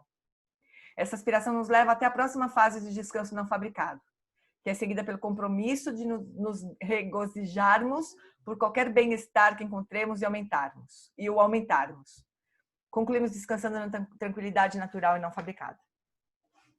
Lindo de morrer isso, né? Aí, quando conscientemente cultivamos essas 4 qualidades através da contemplação, uma após a outra, então permitimos que a nossa mente repouse em seu estado natural, elas se expandem além de qualquer limite, além de qualquer referência, peguei um erro aqui, ao eu e ao outro, a esse indivíduo ou aquele. Os aspectos imaturos dessas qualidades, o cansaço melancólico que contamina a compaixão, a neutralidade entorpecida que substitui a equanimidade, o apego que pode macular o amor, a leviandade que pode incentivar o regozijo, são todos expurgados. São os defeitos, né? Os inimigos próximos que o Lama Wallace fala. A compaixão, a equanimidade, o amor e o regozijo amadurecem inteiramente nas qualidades autênticas espontâneas e desimpedidas da natureza búdica. É bonito esse negócio, né? Uma forma de cultivar as 4 qualidades incomensuráveis. A gente pode fazer de uma tacada só, assim. As 4, né? Eu já fiz isso, é meio canseira, mas dá. Eu prefiro fazer uma por vez, né? Mas dá também, para fazer as 4 de uma vez. E aí, quando a gente vai olhar o do John Tersar, a prática do bodhicitta, é simplesmente isso aqui, ó, quer ver? A partir de agora, até que o próprio samsara esteja vazio, me empenharei para trazer benefício e bem-estar a todos os seres sencientes que já foram meus próprios pais. A mente do despertar é assim desenvolvida. Na frente dos Budas a gente fala isso. Então é o que a gente estava sempre falando, assim, né? Essa liturgia aqui, ela é curta, concisa, né? E a gente pode ler só isso, né? Só ler isso. Mas se a gente faz essas práticas aqui que o Shagdu ensina no livro dele por baixo dessas 2 frasezinhas, a coisa fica bem diferente, né? Fica mais power, né? Quando a gente vai fazer aquelas super simples, aquela recitação, a gente empodera essas frases. Então, pessoal, é o seguinte, esse PDF foi a Ana que me mandou. E eu tenho uma dificuldade em compartilhar PDF de livro de Dharma, sabe? Eu acho que a gente deve comprar. Eu só estou usando aqui porque eu tenho o livro em inglês e eu tenho o livro em português que está emprestado para o Márcio, inclusive, né? Então, estou usando aqui só para a gente estudar juntos. Eu gostaria que vocês comprassem o livro, né? Depois, quem tem o livro e quiser o PDF, eu mando. Ou então, outra coisa que a gente pode fazer é assim, eu mando o PDF e boto na conta do karma de vocês fazerem uma doação pro Gompa. Aí fica na conta do karma de vocês, né? Se fizer a doação, beleza. Se não fizer, tá no karma de vocês, né? Então, Rê, aquele livro, Comentários sobre o Nondro, que a gente já... A Dani tá mostrando, ó, tem um monte de gente mostrando aqui. A Rô, a Dani, o Evandro. Comentários sobre o Nondro. Esse é o nome do livro. A Denise também tem. Então, um monte de gente tem, né? Então, se vocês quiserem o PDF, eu mando. Mas saibam que, assim, eu acho que é bad karma. A gente não... Eu acho que é meio roubar, sabe, pessoal? Tem toda uma vertente aí que diz que não, né? Que livros do Dharma tinha que ser de graça, mas eu não acho. Eu acho que os centros... O SEB São Paulo, uma grande fonte de receita do SEB São Paulo era a venda de livro, né? O que hoje a gente, inclusive, não tem no SEB São Paulo, mas essa receita, mas graças aos bons méritos da nossa sanga, a gente continua conseguindo pagar todas as nossas contas e não sobrar dinheiro com as doações. Mas a venda de livros era uma fonte de receita muito importante para o SEB São Paulo, sabe? E eu imagino que seja também para o Gompa, que é o autor do livro, o editor do livro, enfim. Então, eu tenho essa coisa, assim. A Natália está falando que concorda comigo, não manda não, porque não quer esse karma negativo. Não, amor, é só vocês não baixarem, né? Sei lá. Não sei, então vamos fazer assim, ó. Quem quiser o PDF, me pede e eu mando. E daí vocês fazem doação, fazem qualquer coisa. Mas legal é ter... Não, mas manda por e-mail para mim. Oi? É esse mesmo, Celi. É esse livro mesmo. E... Porque também a gente tá nessa época difícil, né? De comprar livro e tudo mais. Mas, enfim... então, fazer doação para o Gompa eu acho que pode ser uma boa coisa. Então, vocês me mandam um e-mail e me pedem um PDF e aí vocês se virem de fazer a doação para o Gompa, certo? Ou comprar o livro depois, do jeito que vocês quiserem. Então, é isso. Vamos agora... A gente tá ficando até as 8, certo? Certo? Sim ou não? Certo. Então, agora a gente vai, então, estudar uma parte do nosso texto. Tá corrido, né, pessoal? Eu nem sei se funciona direito desse jeito, mas eu acho que vale a pena a gente reservar uma parte da nossa hora para estudar as preliminares e outra parte para estudar o texto, né? Então tá, deixa eu abrir o texto do Retiro agora para compartilhar com vocês. Os 2 textos, na verdade, né? Então, este aqui e este aqui. Então, olha só.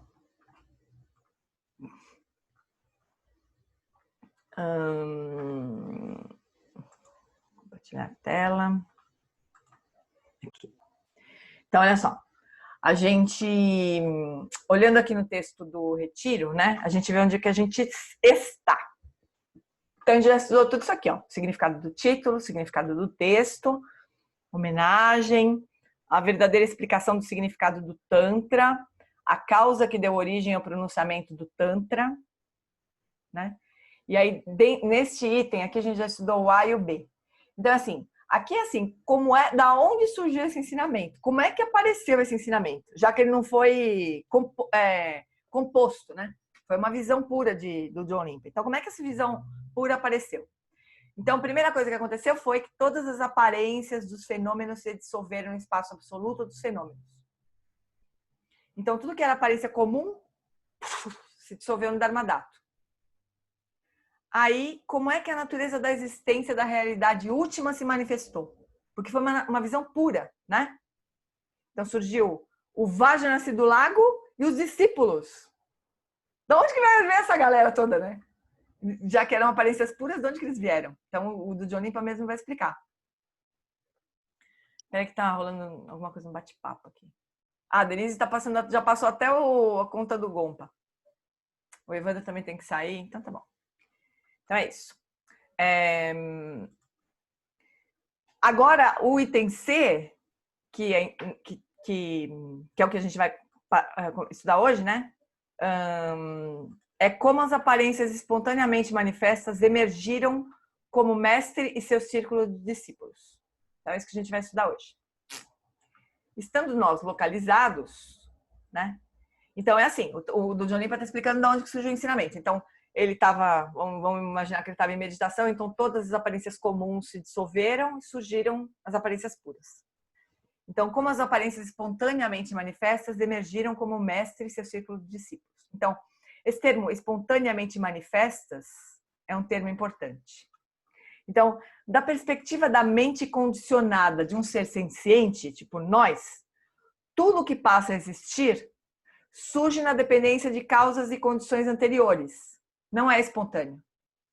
Então, a prática que a gente fez hoje, o Lama estava tentando... Lembra que estava dentro desse dia aqui, né? A gente fez essa prática nesse dia que ele estava explicando isso. Então, quando surge alguma aparência para nós, qualquer coisa, o porta-retrato, né? Esse porta-retrato, ele surge na dependência de causas e condições anteriores. Então, a gente tem um determinado conjunto de sentidos físicos, né? A minha mente conceitual elabora esse objeto, ele surge assim, na dependência da minha mente. Eu vou fechar teu som. Quando você quiser falar, você abre, tá? Então, é assim que as aparências comuns surgem para nós, mente condicionada, né? A gente, por exemplo, a gente não vê o Dalai Lama como o Tcherenzig de 1000 braços. Mas a Kandrolá vê. Nós não, né? Nós vemos o Dalai Lama, um tibetano, né? Mas a Kandrolá vê o Tcherenzig de 1000 braços, né? Então, assim, a mente condicionada, ela vê, tudo surge na dependência de causas e condições anteriores, não é espontâneo. As causas estavam lá, as condições estavam lá, então acontece. Então, tudo acontece na nossa vida desse jeito, né? A gente tem essa sensação de causalidade. Mesmo quando você está repousando no substrato, de repente um cenário de sonho aparece, isso não acontece sem motivo. Né? Então, a gente está repousando no substrato aqui que o Lama está dizendo, a gente está no estado de sono profundo sem sonho. Não está acontecendo nada, nossa mente está dissolvida no substrato. Daqui a pouco surge um sonho. Né? Esse sonho não surge do nada nem por motivo nenhum. Né? É o seu sonho. Não é o sonho de outra pessoa.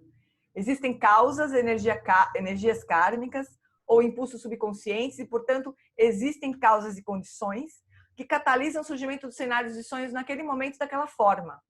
Não é espontâneo, é causalidade. Então, é assim que os fenômenos surgem para nós, né? Para as mentes condicionadas.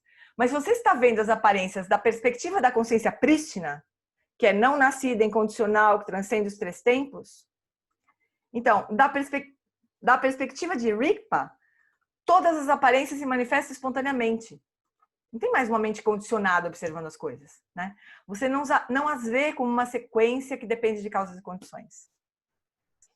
Então, essa visão pura do John Limpa surgiu de Rigpa, né? Não foi o karma dele que motivou aquela situação surgir do jeito que surgiu, né? foi uma visão pura. Então, na sequência, o texto... Deixa eu ir deixando o texto aqui. Opa! Ah, raios. Aqui. Deus, livre, se eu perco isso aqui. Deixa eu descer aqui no... Deixa eu só me localizar aqui no texto raiz, só para se a gente precisar. Então, ó, no texto raiz a gente está aqui, né? O Dharmakaya, da base, tarará. Então, vem agora esse trecho. O Dharmakaya da base, o Sugata Garbha, livre de elaborações conceituais e imbuído das 3 portas da liberação, é primordialmente iluminado. Como exibições espontaneamente manifestas da união dos 3 kayas no espaço absoluto, surgiram um mestre, seus círculos de discípulos, cujas mentes eram indivisíveis. Então, de onde que surge o mestre e o círculo de discípulos que vão bater papo no ensinamento, que vão, na verdade, dar origem a tudo que tá no texto aqui, né? Surgiram dos 3 kayas da união dos 3 kayas no espaço absoluto. Então, os 3 kayas aqui é Dharmakaya, Sambhogakaya e Nirmanakaya, que a gente já tinha visto aqueles vários sinônimos, mas Dharmakaya seria a própria mente do Buda, Sambhogakaya a manifestação luminosa do Buda e Nirmanakaya os mestres, né, propriamente. Mas eles não são separados, né? São os 3 kayas do Buda. Então, pelo fato de Dharmakaya da base original, Sugata Garbha, né, de onde todos os Budas surgem, ser livre dos 8 extremos de elaborações conceituais e ser imbuído das 3 portas da liberação, ele é primordialmente iluminado. É iluminado como progenitor de todos os Budas e seu brilho natural incessante, espontaneamente manifesto, é o Sambhogakaya Samantabhadra, o Vajra nascido do lago. Então, as 8 elaborações conceituais, isso aqui estava no... Isso aqui, né? É nota de rodapé. Então, o Dharmakaya, ou a natureza de Buda, a mente do Buda, ela é livre das 8 elaborações conceituais, ou seja, dos 8 extremos, né? Da origem e sensação. Então, ela não teve um momento em que ela começou a existir, um momento que ela vai deixar de existir. Ela está além disso, né? A gente não pode dizer que ela existe nem que ela não existe, né? Ela está além de existência e inexistência. Ela está além dos conceitos, né? Então, nada que a gente... Essa velha briga que o Darcy sempre tem comigo, assim. Que ele quer achar uma forma de definir. Nunca dá. Porque tudo que a gente usar para definir, Dharmakaya, a mente do Buda, vacuidade, tudo vai ser conceitual. Não vai funcionar, né? Então, tá além de ir e vir, não dá para dizer que a mente do Buda se desloca, né? Não dá para dizer que é uma ou várias. Não faz sentido. Os conceitos não fazem sentido, né, para explicar. As 3 portas da libertação são 3 qualidades, né, dos 3 kayas, assim, que podem servir para a gente atingir a iluminação. Então, a vacuidade, a ausência de sinais, não existem objetos, né, e a ausência de desejos. Não tem... Então, esses seriam 3 formas de a gente acessar os 3 corpos do Buda, né? Então, novamente, aqui a natureza vazia, a essência natural vazia é Dharmakaya. Agora vemos nessa linha que a natureza luminosa manifesta essa Sambhogakaya, assumindo a forma de Vajra nascido no lago com sua consorte Ash Sugyal, que é quem dá o ensinamento, né? É o Vajra nascido do lago. Então, aí o texto raiz vai lá, o texto do retiro vai lá, vai seguir aqui. Suas exibições criativas surgiram sob várias formas como Nirmanakayas, incluindo Bodhisattva Vajra da consciência prístina.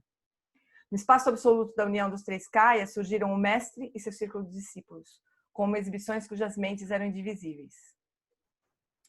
Então, suas exibições criativas, refere-se aqui ao Sambhogakaya. E várias formas de Nirmanakaya, Sambhogakaya Vajra do lago, o mestre, né? Então, olha só o que está acontecendo. Nessa visão pura, na própria mente do John Limpa, surge o Sambhogakaya, que é o Vajra nascido do lago, abraçando a Ash Sugyal. E os Nirmanakayas são os discípulos que surgem em volta do mestre, que vão ficar fazendo perguntas para o mestre, para quem ele vai dar ensinamento. Então, é assim o cenário, né, da visão pura aqui. Então, novamente, é muito parecido com as diferentes pessoas que você vê no sonho. no seu sonho, elas não têm seus próprios fluxos mentais. E não apenas a mente delas é indivisível, mas a mente delas é indivisível da sua mente. Então, seria num nível bem mais sansarão, né? Seria igual às pessoas que surgem no nosso sonho. Vamos supor que surge nós, lá no nosso sonho, dando ensinamento para as pessoas no nosso sonho, né? Seria mal e porcamente comparado desse jeito, né?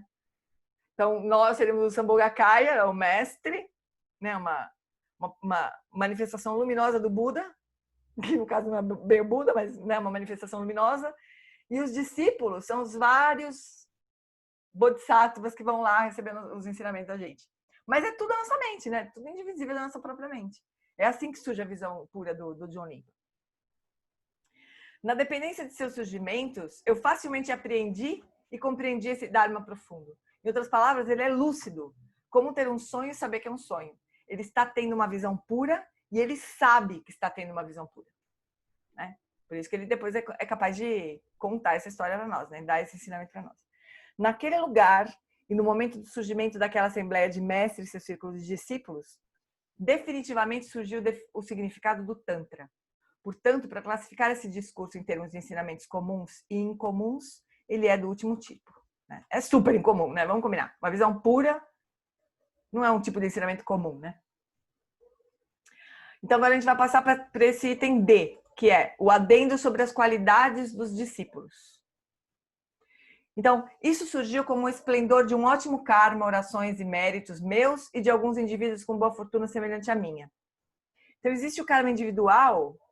Agora ele vai trazer para a nossa situação, assim, né? Nós recebendo esses ensinamentos também, que é bem interessante. Então, existe esse karma individual que você acumula sozinho, mas também existe o karma coletivo que estamos acumulando agora, né? O Lama falava no retiro. Lembra que esses bullets são todos comentários do Lama Alan Wallace, né? E o que está no box é o texto, né? Então, ele estava falando assim, então existe o karma individual e tem também o karma coletivo que nós compartilhamos. Então, todo mundo que estava no retiro, todo mundo que está ouvindo pela internet e nós aqui que estamos estudando isso aqui, a gente tem esse karma coletivo para receber esses ensinamentos. Caso contrário, a gente estaria fazendo outra coisa, né? Então, ele está afirmando aqui que essa visão pura e todo o ensinamento que virá não advém apenas do seu próprio karma, seus próprios méritos, mas também coletivamente de pessoas como nós, porque agora nós estamos recebendo os mesmos ensinamentos. Deixa eu colocar esse nome aqui, que fica melhor. Então, aquelas pessoas que não têm o impulso kármico desse caminho, não obterão mais dele do que um desenho de comida e riqueza. Esta fonte de tesouros do espaço da realidade última é concedida como uma herança para pessoas de boa fortuna. Então, aquelas pessoas que não têm o impulso kármico nesse caminho, né, que o do John Limpa está falando, não têm esse mérito, essa virtude, e nem orações de vidas passadas. Elas estão apenas vagando como um cachorro que simplesmente vem e ouve os ensinamentos do Dzogchen e depois se afasta novamente. Você está no mesmo lugar, mas na verdade não. Se um cachorro entra, eu estava falando, né, lá no violão, se um cachorro entra aqui no templo e ouve os ensinamentos, se um cachorro entra, talvez ele ouça os meus ensinamentos. Mas tudo que ele conseguirá será: esse Alan cheira suor. E é verdade, a única coisa que ele ia sentir o cheiro de suor do lama, né? Então, assim, o cachorro tá no mesmo lugar que nós, ao mesmo tempo não tá, porque a mente dele tá em outro lugar, né? Ela não tem a mesma capacidade de apreensão dos ensinamentos que a gente teria, né? Pessoal, eu não sei se fazer depósito nessa conta, vamos esperar um pouquinho. Não sei se fazer depósito nessa conta seria o melhor jeito. Talvez tenha um botão lá de doação. Deixa a gente ver como é que faz isso. Só um minutinho. Vamos seguir o texto aqui, depois a gente vê essa história da doação. Então, essa entrada sublime para a consciência primordial não conceitual das mentes de todos os jinas dos três tempos surgiu como o esplendor de um ótimo karma, orações e méritos adquiridos ao longo de muitas vidas anteriores por mim mesmo, um Vidyadhara, e por outros indivíduos com boa fortuna semelhante à minha. Então, nos ensinamentos do próprio Buda e de outros mestres da história, aparece muito essa questão do público-alvo, dos discípulos para os quais os ensinamentos eram direcionados. Os ensinamentos deste Tantra eram principalmente destinados diretamente ao discípulo, o Vidyadhara do John Limpa, né? Porque do John Limpa estava recebendo esse ensinamento. Surgiu o Vajanasi do Lago e do John Limpa estava recebendo esses ensinamentos também, né? Então, ele estava recebendo esse ensinamento na visão pura dele mesmo, porque ele acumulou muitos méritos, né? Mas não só ele acumulou muitos méritos, mas também junto com ele as pessoas com fortuna semelhante à dele. Eu acho que é muito provável que entre as pessoas nesta sala agora e as pessoas que estão assistindo pela internet, existam muito provavelmente algumas pessoas que têm, alguma dessas pessoas que têm fortuna igual a dele. Isso é muito possível. Quer dizer, algumas pessoas que estavam no retiro, que escutaram pela internet, estão estudando agora, realmente pode ser que a gente compreenda, né, se beneficie desses ensinamentos mesmo, né? Algumas pessoas que ouvem os ensinamentos não têm essa fortuna. Ele diz em outro texto, embora seu corpo esteja ali, sua mente está a quilômetros de distância. Então, nesse trecho, o Lama comentou muito pouco, sabe? Então, basicamente, só tem o texto raiz aqui. No fim, ele vai falar sobre a profecia, nesse vídeo 7, né? Então, aquelas pessoas que não têm o impulso kármico de terem seguido esse caminho no passado, não o encontrarão. Mesmo que encontrem, não serão atraídas por ele. E mesmo que se sintam levemente atraídas e se dediquem aos ensinamentos e a ouvi-los, devido à sua pouca inteligência e entusiasmo hesitante, não obterão nada disso. Como se tivessem encontrado um desenho de comida e riqueza. Mas só um desenho, né? Que não mata fome, nem dá para comprar nada com esse dinheiro. Se memorizarem, não reterão as palavras. Se ponderarem, não conseguirão compreendê-lo. E se meditarem, ele não surgirá em seus fluxos mentais. Portanto, esta fonte inexaurível de tesouros do espaço da realidade última é concedida como uma herança, ou conferida, pelo alto surgido Padmasambhava, a pessoas de boa fortuna, dotadas de fé, entusiasmo e inteligência. Que Lama falou desde o começo, vocês lembram disso? Logo no começo do retiro ele falou disso, né? Que esse ensinamento era para quem tinha fé, para quem tinha entusiasmo e para quem tinha um mínimo de inteligência para entender o que ele estava falando, né? Então a gente precisa mesmo... Inteligência todo mundo tem, a gente consegue entender as palavras, né? O que a gente precisa mesmo é de fé e de entusiasmo para seguir a prática, né? Então ele sugeriu com essa afirmação que no futuro muitas pessoas poderão alcançar a liberação na dependência desse caminho. Então o único comentário que estava referente a esse trecho aqui era que o alto surgido do Padmasambhava era o próprio Vajranasi do lago, que era o mestre, né? Então, na visão pura do John Limpa, surgiu o Vajranasi do lago, ele mesmo, do John Limpa, né? E outro círculo de discípulos. Então, essa é a visão pura.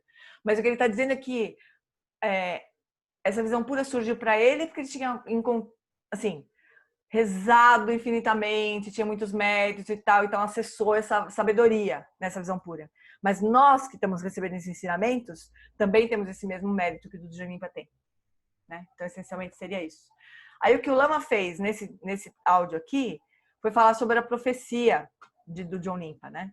Que o Ricardo e a Rosana transcreveram um tempo atrás e tá lá no grupo, tá no WhatsApp do grupo e tá também no nosso Google Drive, né? Então, se vocês quiserem, vocês podem ler de novo essa história da profecia. Mas na época do John Limpa, 13 discípulos do John Limpa atingiram o corpo de arco-íris, né? E tem essa profecia de que no futuro, nas cidades do oeste, que seria tipo nós aqui no ocidente, né? 100 desses discípulos atingiriam o corpo de arco-íris. Não, 1000 discípulos se tornariam vidyadharas. E acho que 100 atingiriam o corpo de arco-íris. Então tem uma boa chance de, né, isso acontecer com algum de nós aqui. Assim. Mas aí, se vocês puderem ler de novo essa profecia, fica a lição de casa dessa semana, que a gente já está chegando no fim agora. E aí a gente encerrou o estudo do vídeo 7. A gente deveria tentar conseguir terminar esse estudo até outubro, né? Para a gente poder receber a segunda parte do Tantra do Vajra Cortante, né? Porque vai ser esse ensinamento do retiro de outubro, né? Vamos ver se a gente consegue.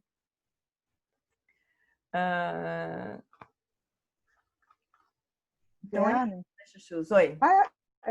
Vai haver esse ano retiro? Tem possibilidade de haver retiro online? Você não estava no começo, né? Você não estava no começo, a gente falou disso no começo. Vai ser online. Vai ser online. Né? Vai ser online, vai ser nos dias... Mas, pessoal, olha só. Uma coisa importante desse retiro, né? Primeiro é que quem não fez o retiro no passado vai ter que estudar os áudios, os vídeos lá, de qualquer jeito. Aqui entre a gente está fazendo isso juntos, né? Mas quem não está participando desse estudo vai ter que assistir os vídeos, né, do primeiro retiro. E quem participou, então, tem já meio passe livre, assim. Faz de conta que, né, já entendeu essa primeira parte do texto, né? Mas aí, então, o retiro vai ser de 9 a 15 de outubro. Desculpa, 9 a 16 de outubro. Mas é assim, não vai ser em Viamão, obviamente, vai ser na nossa casa, né? Mas era bom que a gente fizesse retiro mesmo nessa época, sabe? Como se a gente tivesse viajado para Viamão, né? Vai ter menos tempo de ensinamento, vão ser só 2 horas de manhã, 2 horas de tarde, 1 hora à noite. Então é um pouco menos de tempo, né? Eram 3 horas de manhã, 3 horas de tarde e 1 hora e meia à noite, vai ser um pouco menos. Mas a gente deveria, para nosso próprio benefício, né? Para o próprio benefício do grupo, da Sangha, do ensinamento, para tudo, a gente fazer como se estivesse em retiro mesmo, né? Então vai ser transmitido, vai ter tradução consecutiva, vai ser como se estivesse lá, né? Em Viamão. Muito diferente, na verdade, mas assim, a dinâmica vai ser parecida, né? Vai ser o melhor, acho que é o melhor possível que a gente pode fazer agora, né? Então ele concordou em fazer transmissão, que já é maravilhoso. Valor eu não sei ainda. O Lama Santa ainda está discutindo, resolvendo essa questão dos valores, não tenho a menor ideia. Também não abriu inscrição, vai ter todo o processo de inscrição normal para o Viamão. Eu só estou adiantando para vocês a data, né, e o formato, né. Mas, ó, para vocês saberem, para vocês verem que a gente tem a gente está sendo super, tendo muita sorte, o Lama está sendo muito generoso também, porque a Inglaterra vai fazer um retiro agora em agosto e vai ser tudo gravado, né, porque eles estão a 8 horas de distância, de tempo, né, como é que fala? De fuso, né? Horário. Então é muito difícil de fazer transmissão de um jeito assim. Então vai ser tudo gravado. O que é muito pior, assim, né, em termos de energia e tudo. É muito estranho tudo gravado, né? Mas de qualquer jeito eu também vou traduzir o Retiro da Inglaterra. A gente vai poder fazer também juntos. Beleza, chuchus?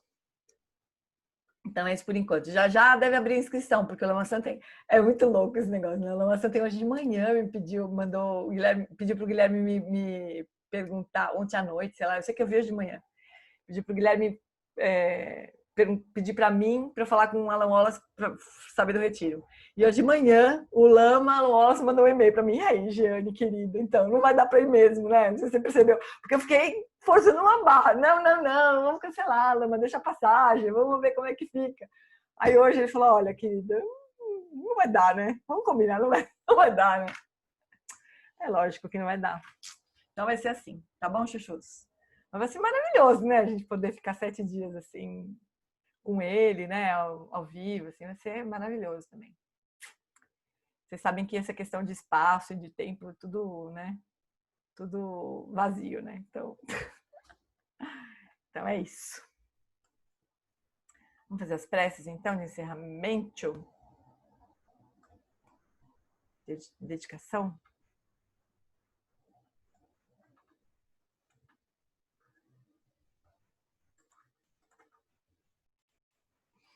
Então, vamos lá. Tempo ando de chanchen, da eu sanjin pe macarai, tenzin que bucha pe tempa, da ze trinidad do céu aze, takodrola jampe charchen, pa que sandrame Alan Wallace Shedrakpa e que bushem puxa pretenguchi Zalinchi dan que panupchok Sugil tem mi tabur sezepa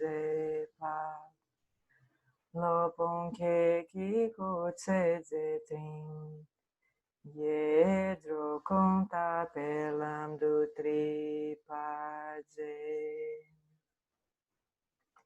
Que o professor Sakyamuni, o grande Vajradhara, e aquele que sustenta os mistérios de todos os Jinas Padmasambhava possam firmar os pés de lótus daqueles que sustentam os ensinamentos e fazer com que os feitos do Buda brilhem como o sol e a lua. aquele que derrama uma grande chuva de amor sobre seres em terras distantes e sustenta-os com o néctar dos ensinamentos do Buda, aquele ilimitadamente afortunado, grande ser conhecido como Alan Wallace, possa sua vida ser longa. Em Jambudvipa em geral, especialmente no Ocidente, você ilumina os ensinamentos dos Jinas como a luz do sol.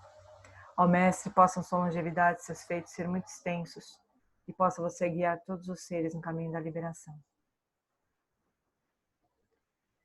Gewadi Nirduda Gagalama Drugyuni Roachikamalupa Desalagoparashu.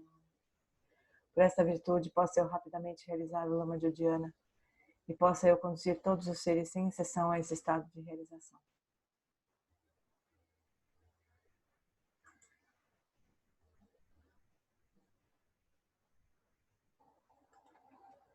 Então é isso, chuchus. Então, essa conta que a Denise passou é da Macara, que é editora. Eu acho que não seria o caso. Acho que eu vou me informar melhor como fazer, se for o caso de fazer doação, ou se o que eu mesmo aconselho é vocês comprarem o livro, né, para ter no papel também, porque é uma outra coisa. E aí pode ser que demore, não sei bem quanto tempo está demorando. E daí o PDF. Eu tentei comprar, mas não estão entregando, pelo menos aqui para Londrina. Mas parece que o Ricardo comprou, acho que em São Paulo chega.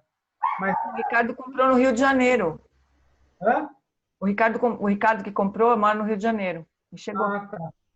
Mas aqui eles não estão entregando. Eu também tenho que comprar. Dizem que não entrega, não tem como entregar. E aqui é Rio de Janeiro, não abre nem a opção de colocar Sedex ou PAC. Então, tá bom. Quem quiser fazer isso, me manda um e-mail, eu vou... Daí eu respondo com PDF com uma instrução de doação. Tá com certeza tem um botão lá no Shagdu Gompa de doação, com certeza. E aí eu é só acessar essa doação e fazer. Maravilha. Obrigada, Gê. Obrigada, amorzinhos. Tchau. Bom domingo. Boa semana para vocês. Obrigado, Gê. Obrigado, pessoal. Obrigada. Obrigada. Boa semana a todos. Boa semana, pessoal. Boa semana, pessoal. Boa semana. Obrigada. Boa noite. Obrigada. Tchau. Tchau, Jeane. Obrigada. Beijo.